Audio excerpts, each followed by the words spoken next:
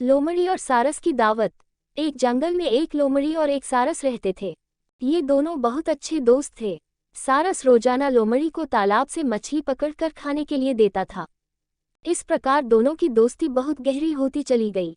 सारस बहुत सीधा साधा था, लेकिन लोमड़ी बहुत शैतान और चालाक थी। वह हमेशा दूसरों को परेशान किया करती थी। उसे दूसरों का अपमान करने और मजाक उड़ाने में बहुत मजा आता था। एक दिन उसने सोचा कि क्यों न एक बार सारस का भी अपमान किया जाए और उसका मजाक उड़ाया जाए। ऐसा सोचकर उसने सारस को दावत पर बुलाया। उसने जानबूझकर सूप एक प्लेट में परोसा। उसे पता था कि सारस प्लेट में से सूप को नहीं पी सकता। उसे सूप न पीता देख लोमड़ी मन ही मन बहुत खुश हुई और झूठी चिंता दिखाते हुए सारस से पूछने लगी, क्या बात है मित्र, सूप पसंद नहीं आया क्या? सारस बोला, नहीं मित्र, ये तो बहुत स्वादिष्ट है।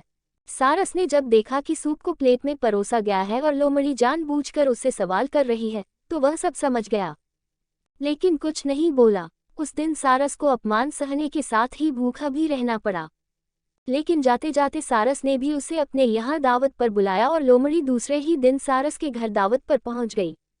सारस ने भी दावत में सूप बनाया था और लोमड़ी के साथ लंबी चोंच वाले अन्य पक्षियों को भी बुलाया था।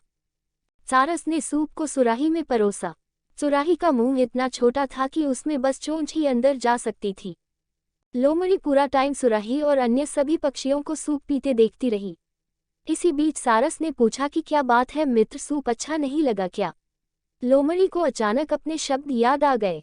सभी पक्षी बोले कि सूप बहुत स्वादिष्ट है। लोमड़ी को भी सभी की हाँ में हाँ मिलाना पड़ा। ये सब देख लोमड़ी अपने आप में बहुत अपमानित महसूस कर रही थी, लेकिन कुछ कह भी नहीं सकी। इस कहानी से हम ये सीख मिलती है कि हमें कभी भी किसी का अपमान नहीं करना चाहिए। हम जैसा दूसरों के साथ करते हैं, वैसा ही हमारे साथ होता है।